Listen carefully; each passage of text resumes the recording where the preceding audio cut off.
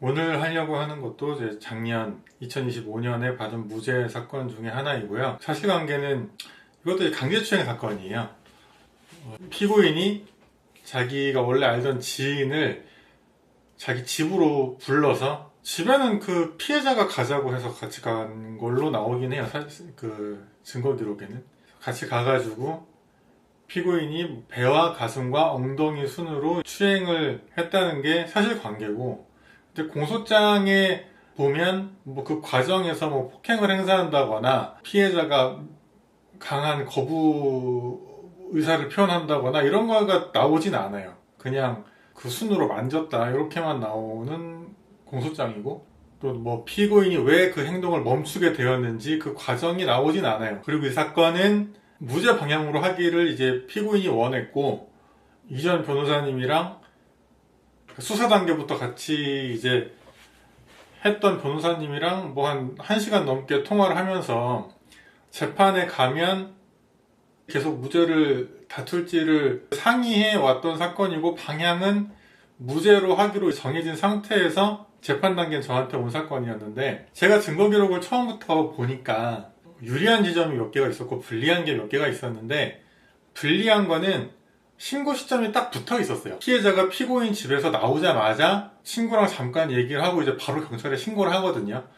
신고 시점이 피해 시점이랑 붙어 있다는 건 제 개인적으로 안 좋게 보는데, 이유는 뭐냐면은 뭐 그럴 수도 있잖아요. 당시에는 수행이라고 생각을 안 했다가 뭐 사회적 분위기도 뭐 요즘엔 좀 덜한데 한 2020년부터 한 2022년 요 사이 때는 좀 그런 분위기가 없지 않았거든요. 그래서 당시에는 별 생각이 없다가 한참 지나고 나서 다른 계기로 갑자기 불쾌해지면서 신고를 하게 되는 경우도 아예 없진 않았단 말이에요. 그래서 혹시 그런 사건으로 이 사건을 검토하는 사람 입장에서 볼 수도 있는 거기 때문에 신고 시점이 떨어져 있는지 붙어 있는지는 전 중요하게 생각하는데, 그 오일남 할아버지 사건 같은 경우도 지금 항소심에서 무죄로 밝혀졌잖아요. 근데 그 사건도 역시 신고 시점이 굉장히 떨어져 있거든요. 뭐 맥락은 다 다르겠지만은. 근데 이 사건은 신고 시점이 완전히 붙어 있었다는 게 좀 안 좋았고, 두 번째는 이 피고인이 동종 전과가 있었어요. 사실 이건 조금이 아니고 굉장히 치명적인 부분이고, 이 두 가지가 굉장히 거슬렸고, 그래서 제가 사건 받자마자 연락해서 한 말이, 무죄로 다투길 원하니까 최선을 다해서 다퉈주겠지만은 합의는 해야 된다. 그 해서 결국에는 증인신문을 마치고 합의까지 다 제가 했어요.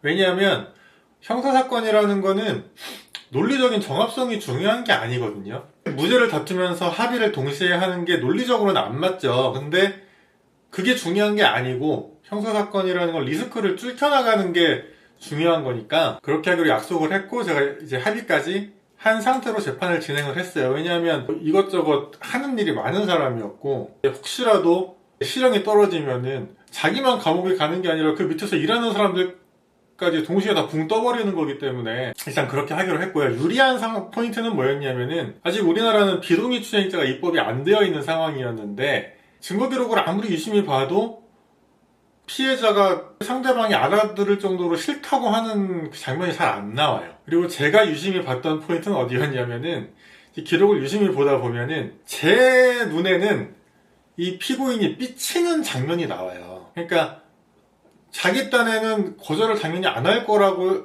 생각을 했나 보죠. 피해자 입장에서 그게 아닐 수도 있더라도 계속 이렇게 천천히 만지다가 이제 거의 막판에 좀 싫다는 얘기를 알아먹게 그때는 했나 봐요. 그러니까 그때 이제 약간 이럴 거면 왜 왔냐는 식으로 약간 짜증을 내는 부분이 나오는데, 저한테는 이제 이게 눈에 띄었고 이 장면이. 그래서 이제 의뢰인한테 계속 확인을 했어요. 이거 왜 이렇게 행동했냐, 그 당시에 뭐 삐쳤던 거냐 뭐 이렇게 물어봤더니 맞대요. 그러면은 자기 뜻대로 안 돼가지고 삐치는 그 심정이랑 내가 상대방의 의사를 제압하고 강제추행을 하겠다는 그 고의랑은 그게 양립하기가 어렵잖아요. 그래서 그런 부분도 이제 재판에서 드러낼 수 있도록 노력을 했고, 그럼 이제 신고 시점이 붙어 있었던 부분은 어떻게 리스크를 덜어냈냐면, 그 증인신문 할 때 친구를 같이 불렀거든요. 그 피해자의 친구를.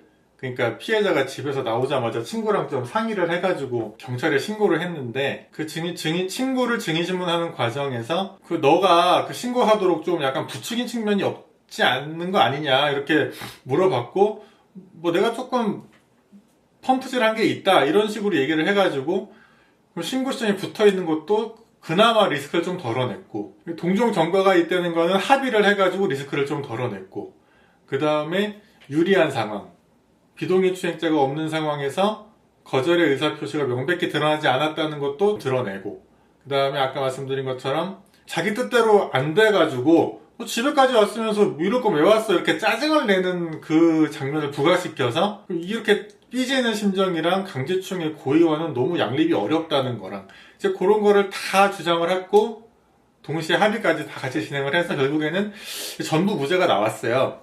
근데 이거 역시 검사님이 항소를 하셔가지고 아직 항소심은 진행 중인데, 전부 무죄가 나오니까 의뢰인은 돈 아깝다고 하다가 이제 검사님이 항소하시니까 이제 그런 얘기 쏙 들어갔는데, 제가 하고 싶은 얘기는 동종 전과가 있음에도 불구하고 무죄가 나왔다는 점에서 좀 의미가 있다고 생각해서 말씀드리는 것이고요.